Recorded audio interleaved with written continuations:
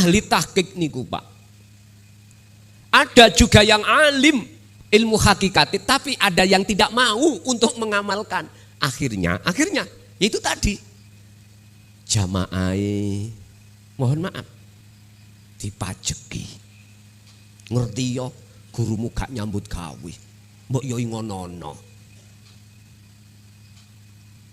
Wis tek koyo ngono. Lerano cuk dadi mursyid.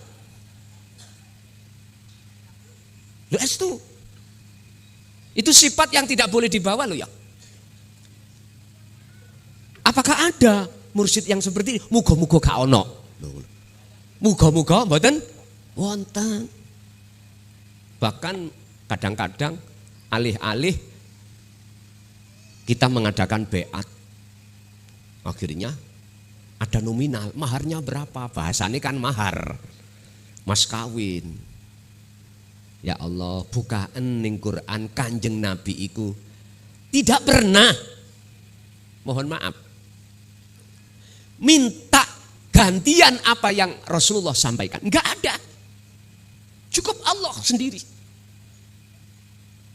Makanya kita itu ojo ngaku-ngaku sih dari jadi pengikut setia Kanjeng Nabi, penerus ilmunya Kanjeng Nabi, kalau kita itu masih tomak terhadap umat. Lho estu. Niki cambukan besar loh Pak. Makanya kadang-kadang ahli tahqiq itu alih-alih dengan kedok beat wajib ono mahari. Ada ngoten niku. Macam-macam kisarane. Berarti sing gak duwe dhuwit, gak punya uang untuk membayar, gak iso beat, berarti gak berhak wong melarat iku mlebu swarga. Enak mlebu suwarni ae.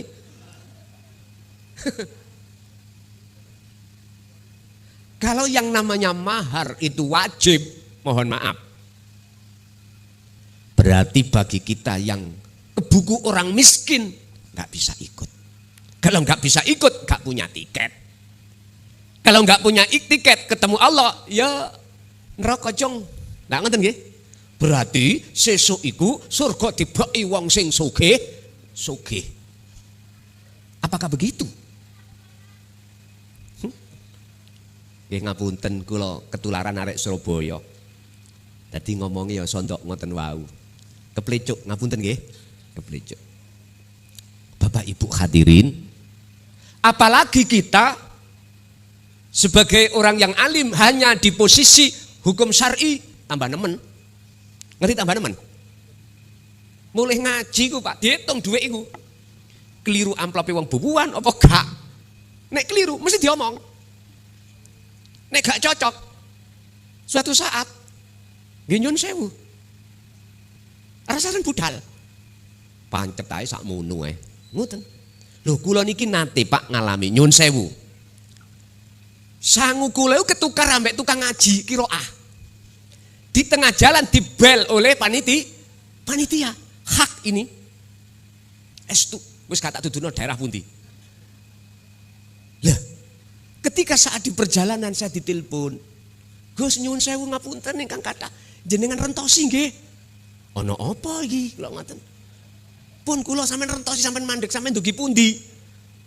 Kula pun adoh mungkin pun sekitar ya sepertelon lah dari tempat.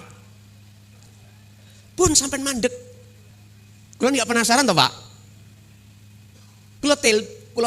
Kula takoki, wonten apa sih Pak? Napa jajane keri? Mboten.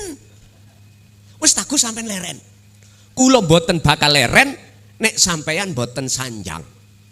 Kula akan leren nek cocok ning ati kula nggak akan lereng nek gak cocok. Akhirnya diomongno Pak. Gus nyuwun sewu, amplop sampean ketuker kali tukang qiraah. Wis, langsung tak jawab, hak niki Pak. Ini ngrungokno piyambake panitia. Pak nyuwun sewu. Kula saged mriki iku karena siapa? Allah. Jelas nggih? Oke. Kula mantuk mengke karena siapa? Allah. Lah kula dikasih Allah amplopan niki karena siapa? Allah.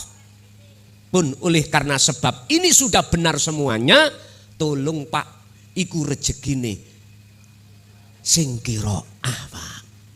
Ngoten niku nangis. Guguk-guguk pun Pak, sedaya iku ya karepe Gusti Allah. Benjing niku telepon. Telepon melih. Sebab ditelepon tukang kiroahnya. Ditelepon panitia kali tukang kiroah. Pak nyuwun sewu. Jenengan ngamplopi kula mboten kliru ah. Nggih kliru. Terus napa niki kula bangsulake ya. Mboten terus Gusti kagungan jenengan. Masya Allah Pak matur suwun. Dina niki wau kula ditagih utang tangga kula. Luwih meng 100 jare ngono. Ya Allah Pak. Lha ya wis ta. Sedaya kan ana maksude Allah. Lah ngoten to? Tinggal kita bagaimana untuk fa'lamu annama amwalukum wa auladukum fitnah. Bagaimana kita menanggapi semua ujian dari Allah itu. Kita manusia tidak akan pernah lulus, tidak akan pernah dikatakan sebagai murid sing lulus ngerjakno soal manakala kita itu masih ngaku. Otomatis kita nggak mau ketemu Allah. Otomatis kita akan menolak ajaran romo-romo kita tentang ilmu sejati atau ilmu tauhid. Itu pasti Pak. Sugiyo kaya apa jenengan tidak akan terasa hati ketemu kenyamanan, kedamaian. Yang ada hanyalah kekhawatiran, rasa takut, gelisah, khawatir. Khawatir apa? Khawatir melarat. Akhirnya tambah sugih, tambah melek. Itu kita. Jikalau menolak bi ayatillah waliqaihi, menolak ajaran-ajaran guru sejati kita, guru akhirat kita tolak. Padahal sadar atau tidak sadar, sugiyo kaya apa jenengan, dukura kaya apa pangkat jenengan, nek game oper, niku lho, mesti kabeh ditinggal. Nggih napa mboten? Apa yang kita banggakan Pak? Umur kita tinggal berapa tahun? Gak mesti sing perawan-perawan ini kok aku patek nek wis tuwek, gak mesti. Sing tuwek yang ngono, gak mesti kurang 3 tahun, iso-iso tambah tuwek gak matek. Lah iso uga. Gak mesti wong mati iku harus sakit dulu, gak mesti. Iyalah Pak, nggawa sepeda motor, budal nang pasar, gak ngerti, berwak langsung tedung, mlebu rumah sakit, kabaran innalillahi. Padahal sik nom, sik gagah, sik kuat, sik ayu. Insya Allah. Inilah yang dimaksud Allah. Idza jaa ajaluhum la yastakhiruna sa'ah wa la yastaqdimun. Kalau yang namanya kematian itu sudah datang, maka tidak bisa dimundurkan dan tidak bisa dimajukan. Bagi kita yang menolak bertemu Allah, ketakutan Pak dengan perkara kullu nafsin dha'iqatul maut ini. Padahal kita sadar kalau kita pasti akan mengalami kematian. Itu semua sebab nafsu membuat terasa indah apa kemewahan duniawiyah itu. Sehingga alal akhirah kita akan meninggalkan hubungan ruhaniyah langsung terhadap Allah. Bapak Ibu, inilah boleh saya katakan sebagai hijab atau tutup penghalang antara ruhaniyah dengan Allah. Inilah wasilah yang disebut wasilah putus. Sampai kapan? Wallahu a'lam. Oleh sebab itu Allah menghadirkan utusannya untuk membawa dinut tauhid ini semata-mata liyudhirahu 'ala dini kulli. Untuk melepaskan hati sampean dari belenggunya nafsu. Untuk supaya jenengan iki sadar bahwasanya apa gerakane makhluk semuanya itu yang menggerakkan hanyalah Allah. Di situ Pak. Inilah maksudnya disebut ilmu tauhid adalah ilmu untuk mengesahkan terhadap Allah. Sampailah kita pada keahad wujudnya Allah. Ini maksudnya. Sehingga Romo guru sejati biyen iku dawuh ngeten. sing pernah tahu ngaji ilmu sejati kejawen. Ger, kuwi engko nek meditasi ketemu awakmu dhewe, iku tetondo awakmu wis nyampe. Wis ketemu guru sejati yaiku Allah Subhanahu wa taala. Mlebu metu ger, waktu meditasi ucapno hu urip. Mekaten. Itu adalah dawuh sanepan terhadap jenengan. Akhirnya iya terjadi. Ketika jenengan meditasi atau kholwat, ketemu diri jenengan piyambak. Apakah ini yang dimaksud bertemu Allah? Liqa. Apakah ini yang disebut manunggal kawula kelawan Gusti? Saya jawab, belum Pak. Dulu beliau Romo rawani mengatakan yang sebenarnya tidak berani karena urusannya adalah fitnah. Akhirnya disanepakno terhadap diri jenengan. Bertemu menyang diri Anda sendiri. Iku maksudnya Pak. Ketika Anda ini kembali ke asal Anda yaitu tidak ada, apa mungkin perkara yang tidak ada bisa melihat, bisa bertemu terhadap yang ada? Gak mungkin.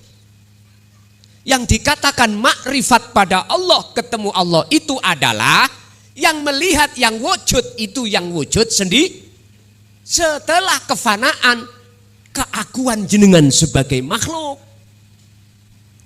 Inilah nanti Anda akan mengerti mana sih yang dikatakan Nur Muhammad itu, akan mengerti mana sih sejatine roh itu. Yang disebut dalam Al-Quran Rauhil Kudus, ruh yang disucikan. Ini jenengan nanti akan paham. Kalau persoalannya ketemu dirinya sendiri, itu sudah disebut makrifat. Gak usah sampai meditasi soro-soro. Nang pasar beliau koco pengilon, ngilo lah ketok awakmu dhewe. Nggih nang mboten? Lah apa soro-soro sampai meditasi untuk mencapai Sidratul Muntaha? Artinya untuk mencapai kesadaran mutlak bahwasanya kita makhluk itu tidak wujud. Lah apa soro-soro? Langsung aja ambil kaca. Enggak kelihatan yang kau lihat wajah jenengan sendiri. Gak mungkin Pak. Jenengan ngilo di kaca pengilon kelihatan sampean iku wajah garwa sampean. Mboten mungkin. Mesti wajah Anda sendiri. Sebetulnya Romo iku menyanepakno, mengisyarahkan, gak wani terus terang apa yang beliau sampaikan itu. Tapi jangan kau salahkan para Romo, karena beliau olehnya menyampaikan itu sangatlah berhati-hati, sehingga ada aturan beliau dengan bahasa kinayah, dengan bahasa isyarah, supaya jenengan kali kula iku betul-betul mau melaksanakan birriyadati wal azkar. Prihatin, tirakat, kalih nyepi. Nyepi iku kholwat niku lho. Meditasi, nyepi. Inilah Pak. Akhirnya dibuat oleh saudara kita bahasa nyepi iku di Hindu. Ada hari-hari nyepi, lampu-lampu semua podo pateni. Nyun sewu. Saudara saya yang ada di Hindu, bahasa nyepi Anda harus paham. Jangan hanya sekedar lampu dipateni, terus nggak boleh menyalakan api. Jangan hanya sekedar secara kulit itu, nggak akan bermakna di dalam kehidupan ruhaniyah hati kita sehari-hari nantinya, nggak bisa. Anda harus paham maksud nyepi itu secara ruhaniyah bagaimana. Kalau boleh saya ikut rembuk, sepekno wujud sakliyane Allah ning atimu, sepekno. Jadilah hewan itu kelelawar. Kelelawar itu Pak, kalau keluar siang mboten ketinggal. Deladap karena cahaya banyak. Kalau nggak ada cahaya gelap justru malah tahu jalan. Hati sampean nanti kalau yang namanya wasilah, tali antara ruh dengan Allah, betul-betul jenengan kagem, jenengan dapatkan, jenengan pegang teguh, ati sampean mesti disepekno Gusti Allah sangka sak liyane Gusti Allah. Itu pasti nanti. Bapak Ibu hadirin jamaah rahimakumullah. Kembali bahas nang guru.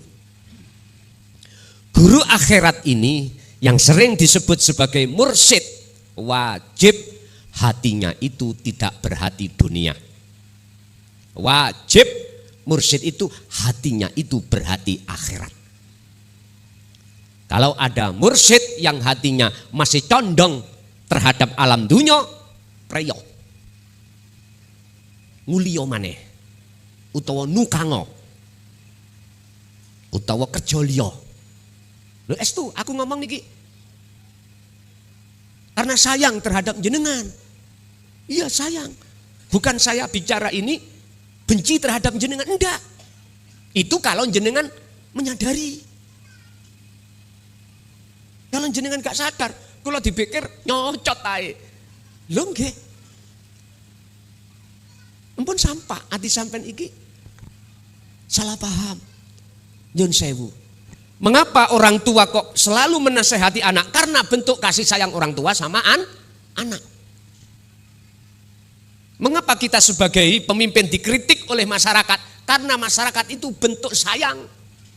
Beda loh Pak. Ada dua kritik yang membangun, satu, dua ada yang menjatuhkan. Yang ku maksud adalah kritik membangun. Mesti dasarnya sayang. Kalau kritik menjatuhkan, iki dasarnya benci. Loh ngerti toh? Nyun sewu. Nanti pada akhirnya manfaatnya terhadap panjenengan. Tidak pada saya. Kalau jenengan salah paham, nyun sewu. Mending aku gak ngomong. Buat apa soro-soro ngomong, akhirnya jadi panas-panasan. Makanya ada yang tanya berjamaah, Kang, ketika anak istri suamiku itu atau orang dekatku saya nasihati dengan tatanan tauhid, jikalau menolak bagaimana? Uskut, dimo, jangan kau teruskan. Kalau sebab kau teruskan nanti habluminan nas hubunganmu nggak enak nanti. Diamlah sambil ku anfusakum, benahi terus hubungan rohaniahmu langsung pada Allah lewat wasilah atau zikir tersebut. Biarpun orang dekatmu itu memandang dirimu adalah ajaran yang enggak benar, biarkan, kamu jangan sakit hati. Karena setiap diri butuh proses, butuh waktu untuk mencari perbandingan, mencari mukobalah, referensi. Tidak harus ujuk-ujuk diterima benar. Makanya tadi saya katakan, jenengan saya ingatkan, jikalau di dalam hati masih condong terhadap dunia, hati lo bukan jasmani, hati. Berhenti dulu sih dadi mursyid. Estu. Lah terus mungkin wis dadi mursyid kula mboten kerja, tetep kerja. Tetep kerja. Iku untuk mensiasati nafsu di dalam hatimu. Sebab Allah sampun dawuh terkait Nabi Yusuf, wa ma ubarri'u nafsi. Yang namanya nafsu iku aku tidak aman. Iki Nabi lho, Pak. Mboten aman. Nafsu itu selalu mencari celah di dalam hati kita. Kalau kita tidak kerja, mohon maaf, nafsu iku ngomong, tomao, jaluo, sebab apa ilmu sing kok sampai no iku, luwih berharga ambek dunyo anak bojone. Wis jaluo, lah iki nafsu Pak, hati-hati. Makanya menurut saya, jenengan yang jadi mursyid, kerja tetep, walaupun kerja sampean iku luru odes. Tahu lur odes? Kerja sampean iku pemulung. Ora apa-apa. Nguli gak payu, misalnya ya. Masalahnya masyarakat sudah tahu kalau jenengan iku adalah tokoh yang menyampaikan tentang ilmu kebenaran. Mau nguli mesti sampean, "Ih, mpun nguli." Ya wis nek gak oleh nguli nukang. Apa maneh nukang? Mboten angsal. Wis ngeten mawon, tak wurui. Sampean iki nyambut gaya pemulung ae. Gak ono sing ngongkon. Jenengan gak ono sing ngongkon menungso gak ono. Wis turut embong gawa glangsing. Lho, jukoi. dilumpukno didol. Sebab siapapun kita, jikalau prei gak ada kemasukan, gak kerja, pasti mudah hati kemasukan, nafsu untuk tomak, arep-arep, apalagi sampai minta. Itu pasti, Pak. Estu.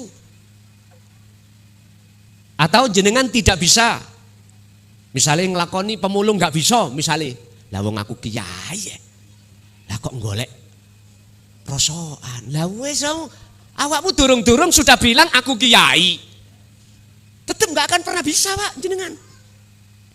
Sik rumongso jenengan kali kula ini orang yang bisa peran sendiri, wis tah diapa-apakno gak iso. Iki nek manut, nek purun dalam rangka pembenahan hubungan ruh darul akhirah langsung pada Allah, lakukan apa yang pernah ku sampaikan ini. Walaupun berat, itulah cara Anda untuk ngelak atau ngelesi mulitiki hawa nafsu. Wis nek gak ngono ngene ae wis. Jenengan kudu nyewakno terop. Kan bondo dulu, bondo. Terus jenengan ngongkon kuli. Lah, ngongkon tukang untuk masang-masang. Bener sampean iki tidak ikut kerja, tapi sebagai admin mesti jenengan iki oleh bayaran. Ini mudah. Mosok sih kiai iku arep dadi germo. Lah gak mungkin toh? Cek gak nemen-nemen ya toh. Ya wis itu tadi harus punya akses untuk menyewakan apa itu terhadap masyarakat. Sampeyan ngerti germo? Germo iku pageri agama. Ya, anggit sampeyan germo iku tukang dodol wong wedok ngoten ta? Senes. Pageri agama. Bapak Ibu, ini sebuah cambukan terhadap kita untuk mengingatkan kita sebagai guru akhirat biar tidak mudah ketelekung, kebegal oleh hawa nafsu sendiri. Itu caranya. Di sela-sela itu jenengan tidak mudah akan ditelekung oleh hawa nafsu Anda sendiri manakala terus menerus hati Anda berpikir, mengingat, sadar kalau semua itu hanya karena Allah. Inilah Pak, guru akhirat inilah, guru sejati inilah yang menghantarkan kita untuk menuju alam yang kekal. Itulah alam akhirat. Oleh sebab itu Allah mengingatkan kita dalam surat Al-Kahfi ayat 17. A'udzubillahi minasyaitonirrajim. Bismillahirrahmanirrahim. Mayyahdillahu fahuwal muhtadi. Utawi sapane wong iku yahdi ngekei petunjuk sapa Allahu Gusti Allah, mongko fahuwa mongko utawi man iku al muhtadi, yaiku wong sing oleh hidayah. Jikalau Allah memberikan hidayah terhadap satu hamba, maka hamba itu pasti berjalan di atas petunjuk Allah. Siapa mereka? Inilah yang ku maksud alladzina yastami'unal qaula fayattabi'una ahsanahu. Az-Zumar ayat 18. Dialah orang-orang yang ketika saat telinganya mendengarkan pituah-pituah, dawuh-dawuh bi ayatillah, dawuh-dawuh tentang wahyu Allah, tentang ruhaniyah yang muncul dari Allah, dilewatkan lapangan guru-guru akhirat kita, jenengan iki tidak hanya beriman, akan tetapi fayattabi'una aksanahu, ngikuti ngelakoni apa yang diberikan petunjuk di dalam ilmu tersebut. Intine jenengan gak cukup paham tok ilmu hakikat, tapi juga melaksanakan nyepi, melaksanakan kholwat, melaksanakan meditasi dengan maksud dan tujuan melepaskan hijab di dalam hati sampean terhadap Allah. Kalau itu sudah terlepaskan oleh Allah, maka yang namanya ruhaniyah ini dikasih Allah wasilah, sambung akhirnya bisa sampai liqo, datang Gusti Allah. Berarti yang dimaksud wasilah, tali itu adalah kesadaran hati jenengan dengan bentuk merasakan kehadiran wujude Allah, yaitu urip kang sejati dalam diri Anda yang segala-galanya. Itulah yang kusebut wahwa adzikru bisiril asrar. Itulah dzikir tanpa nama, tanpa lafat, tanpa ngucap. Yang muncul dari kalimat tauhid, la ilaha illa anta subhanaka inni kuntu minal dzalimin. Tandane ngeten. Ati sampean akan sadar kalau selama ini kita lalai dari Allah, lalai pada Allah, itu bentuk maksiat yang paling besar. Allah dallu hubbud dunya khati'atun kabiratun. Cintane ati, ilinge ati menyang urusan kehidupan dunia itu maksiat yang paling besar. Inilah yang memunculkan syirik khafi. Bentuknya kita lalai pada Allah. Subhanaka inni kuntu minadz dzalimin. Dalam hati kita akan muncul rasa kesadaran selama ini kita zalim datang Gusti Allah.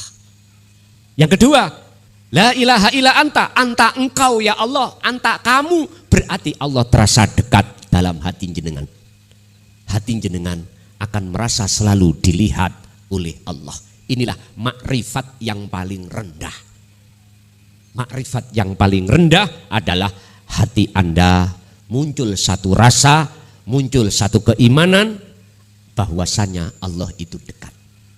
Selalu memandang kita, selalu melayani kita. Tapi masih ada dua, ada yang dilayani, ada yang melayani. Ada objek, ada subjek. Niki. Ini nanti akan hilang semuanya. Kedua-duanya nama ini akan hilang Bapak Ibu. Yang melayani dan yang dilayani, nama itu akan musno seiring berjalannya waktu. Jenengan iki dikatakan liqo, bertemu Allah. Jadi semuanya fana. Nama hamba, nama Allah itu fana semuanya. Akhirnya tinggallah yang wujud. Yang wujud itu sendiri. Kalau bahasa syariat ditarik Allah subhanahu wa ta'ala. Inilah wasilah. Inilah tali. Sebagai penyambung langsung hablum minallah. Tapi mohon maaf. Ketika saat saya diperjalankan Allah tentang wasilah menurut bahasa syariat, ilmu syariat atau ilmu thariqah, mohon maaf, ternyata bukan ini. Dulu itu makhluk. Sehingga ayo sama-sama dikoreksi diri sendiri. Dirasa sendiri-sendiri. Berapa puluh tahun kita ada di situ, kalau toh itu betul-betul wasilah yang bisa menyambungkan kepada Allah, sudahkah liqo? Ayo ngomong wis tak jotosi jamin. Karena memang gak bisa. Karena itu masih kelebu makhluk. Makanya jenengan jangan heran kalau kita tawajuh, kalau kita mau kholwat, diperintahkan menghadirkan wajah makhluk. Yang alasannya karena sayalah kau akan bisa sanatnya sampai kanjeng Nabi sampai Allah. Mbel. Tahu mbel? Saya puluhan tahun. Tolong dibuka dalam surat Maidah ayat 35 tentang wasilah. Tolong dibuka juga di dalam surat Al-An'am ayat 79 tentang tawajuh, tentang berobitoh. Itu bagaimana? Beliau kanjeng Nabi Ibrahim. Beliau bagaimana kanjeng Nabi Muhammad. Cara bertawajuh untuk mencapai ilahukum ilahu wahid.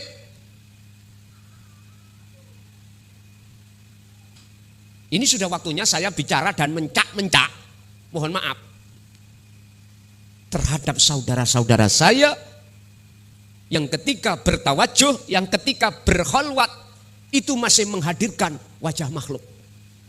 Enggak kena tak kandani sakarepmu, sing penting wis tak kandani. Bukan berarti aku benci Pak lo ya, enggak, aku sayang. Umur kita tinggal berapa? belum dok-dok, belum jedok, likok nang Allah. Udah umur berapa kita? Kasihan. Yang mengikuti kita sudah tua-tua. Mengapa tentang wasilah, hablum minallah, tali langsung nang Allah, ini kita rahasiakan. Mengapa harus kita rahasiakan? Udahlah Pak, mohon maaf. Saya berani taruhan. Saya berani taruhan dengan taruhan apapun. Terserah. Sing paling longko taruhan pedotan manuk. Ayo wis. Wis tuh. Jikalau jenengan tidak mendapatkan wasilah ini yang langsung dari Allah ini yang disebut hablum, habl tali, hablum minallah, tali dari Allah langsung, nggak bisa sampean. Alih-alih kita berkedok wali, alih-alih kita berkedok ahli tahqiq, mengajak umat ini supaya menghambakan diri terhadap makhluk uniku bener apa ora? Jawaban dewi. Quran itu nggak ada yang membahas tentang tawajuh ikut terhadap makhluk. Masya Allah, saya ini mohon maaf sering didamprat Pak, ngerti didamprat? Didamprat, ikut diseneni ning WA saya, karena WA saya kan ada di deskripsi YouTube ya toh, siapapun bisa melihat. Gak cocok wis didamprat Pak, mboten nopo-nopo, kulo ikhlas. Pun selayaknya saya itu dicaci pun selayaknya. Tapi coba nanti saya punya taruhan. Hatta ya'tiyakal yakin. Ketika detik-detik kepastian itu datang, yaitu ajal, di situ Anda nanti baru tahu. Baru tahu. Oleh sebab itu, mohon maaf. Sekali lagi mohon maaf, saya tidak mempunyai tujuan apa-apa. Itulah bentuk kasih sayang Allah terhadap kita. Kalau Allah gak sayang, gak mungkin Allah kasih nasihat. Gak mungkin. Dibiarkanlah kita di dalam penyesatan hawa nafsu. Yang pertama ini golongan yang menerima hidayah. Yang kedua, waman lan utawi sapane wong iku yudlil. Nyesatake sapa Allah man ing wong. Ya falam tajida mongko ora bakal nemu sapa man. Falam tajida mongko ora bakal nemu sapa man mang atau lahu kedue man ora nemu walian seorang figur penolong mursidan rupane sang petunjuk jalan. Intine nek jenengan kali kula niki disesatne Allah, jangan harap akan mendapatkan guru sejati. Wis titik. Apa maksudnya ayat ini? Hidayah lewat ajaran dinut tauhid itu Allah sampaikan terhadap siapapun tanpa mandang bulu. Biarpun itu orang yang kaya atau miskin, orang alim, ilmu dohire atau tidak, semuanya. Biarpun itu umat Islam atau ghairul Islam, semuanya Allah sampaikan ini. Sampai kalau masuk di dalam YouTube channel Ponpes Jaya Baru, siapapun bisa, agama apapun silakan, bisa, tak terbatasi. Tapi di situ ada dua kelompok. Kelompok pertama dikatakan orang yang mendapatkan hidayah dikarenakan sami'na wa atokna. Kelompok kedua sebagai orang yang disesatkan Allah karena sami'na wa asoina. Tak percaya. Akhirnya dengan cara Allah menyesatkan dengan apa? Dibiarkanlah nafsu memberikan nasihat terhadap hati yang disesatkan. Apa? Nafsu bisi'i alladzi yuwaswisu fi sudurinas. Heroh, akonono, iki ilmumu. Akonono, iki wekmu. Akonono, iki kamu yang melakukan dan lain sebagainya. Itulah nafsu. Supaya apa? Kita disuruh ngaku-ngaku supaya kita mengharapkan sesuatu selain ketemu Allah. Contoh, kula ngaji. Nafsu ngomong, "Son, akonono sing ngaji awakmu." Iki nek wis tak akoni, Pak, atiku mesti rumangsa aku sing nglakoni, berarti aku duweni arep kekarepan, arep-arep. Lah arep-arep iki berbentuk dunia secara materi dan non materi. Sing materi aku mesti arep-arep amplopane. Aku gak usah nyindir wong, nyindir aku dhewe. Iku mesti. Engko nek gak cocok ambek amplopane, mau berangkat maneh. Apa maneh ditukar? Ya. Lu estu. Iki kasar. Istilah pengharapan sing kasar, materi. Ono sing halus non materi. Atiku duwe kepinginan sebab teko nafsu, biar pengikutku tambah akeh. Nek akeh tambah sing mulyakno tambah akeh. Nek nyalokno bupati cek gampang dadi. Macem-macem. Paling tidak atiku duwe kesenangan nek dimulyakno akeh wong. Ayo jenengan ngetes kula. Estu sampe ngetes kula. Dino iki hari ini ngaji di Kediri wis aja ngundang aku, mandek. Kira-kira kula gelisah napa mboten? Sampeyan tes. Ngoten niku sampeyan tes. Kira-kira Gus gak telepon kapan ngaji? Kok gak ono job? Lah ngono to. Sampeyan tes niku.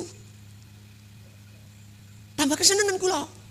Malah kula nyuwun datang Allah, signale ono 2025 kula ora bakal keluar.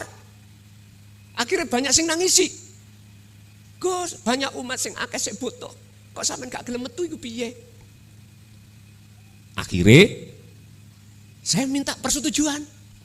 Oke lah, tak sowani datang Gusti Allah. Dengan catatan aku harus membawa proposal. Apa proposalnya? Kediri Tulungagung, pundi? Blitar, ya dah.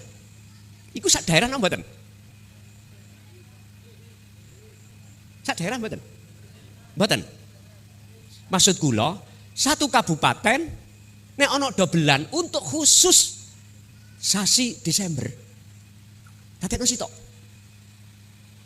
Kediri ana pinten? Kalih nggih. Badas dengan sini. Tolong untuk Kediri bulan Desember dadi siji. Sampeyan yo kudu rembukan. Ambek pengurus Badas. Tapi Kediri biasanya 2 bulan nggih. Oh berarti Desember enggak ada jadwal nggih. Mboten enten. Oh ya wis ngoten wis gak ade musyawarah nek ngoten sampean. Sama daerah-daerah lain sudah saya instruksikan seperti itu. Tinggal nanti proposal saya itu diterima Allah apa ndak. Nek gak diterima tetap saya tidak akan pernah ngaji keluar kecuali di pondok. Berarti sampai nek kepingin ngaji ya kudu nang pondok. Ya iki waktune sumur diparani timbo. Timbo nek kepingin oleh banyu ya kudu mara nang sumur. Nek pancen seperti itu, senengi kula luar biasa. Gitu? Itulah berarti waktu saya untuk menulis kitab. Sudah waktunya. Sama jangan khawatir, kitab ini nanti tidak hanya berbahasa Quran aja, tidak hanya berbahasa Arab, tapi juga saya bahasakan bahasa Indonesia. Makanya saya sudah belajar ini kursus Inggris. Nanti jikalau perlu juga saya masukkan berbahasa Inggris. Jadi alhamdulillah kalau saya diizinkan Allah berbahasa Madura, tak tulis juga dengan bahasa Madura. Ada 2 kitab yang muncul nanti. Pertama adalah kedua-duanya ini basisnya adalah Dinul Tauhid. Pertama sebagai dasar mulai awal kita bertauhid itu lewat mana.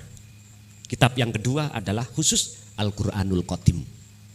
Ini tidak boleh dipegang oleh orang-orang yang belum ada dasar hatinya tauhid dan belum mendapatkan wasilah yang kumaksud tadi. Wis mesti berontak hati. Makanya ini nanti hanya kalangan sendiri. Sistemnya nanti tidak langsung kubagikan, enggak. Jadi yang jauh daerah misalkan di Kalimantan, di Sumatera, jangan khawatir. Nanti pengurus yang mengantarkan ke sana, bukan sampean yang ke sini. Lewat apa? JNE. Lah ngoten toh? Bukan wongi pengurus berangkat rono. Mboten, lewat JNE nanti. Apa maksudnya? BBE, Pak. Google iki internet iki dihancurkan Allah. Kita nggak bisa ngaji jarak jauh. Adanya kitab inilah nanti biar diteruskan oleh anak putu kita sampai akhir zaman. Makanya kemarin aku sudah bilang sama pengurus, apa yang sudah Allah sampaikan di YouTube sampai entah berapa ribu itu sudah simpan di dalam eksternal yang besar. Habis beli lagi, habis beli lagi. Jadi pengurus wajib untuk menyimpan ini. Mensiasati barangkali nyuwun sewu kalau terjadi perang dunia ketiga hancur-hancur yang namanya internet ini. Wis paham ya? Sekarang ada tanda-tanda untuk kemunculan ada. Kita mikirnya tidak hanya hari ini, kita juga akan memikir hari depan.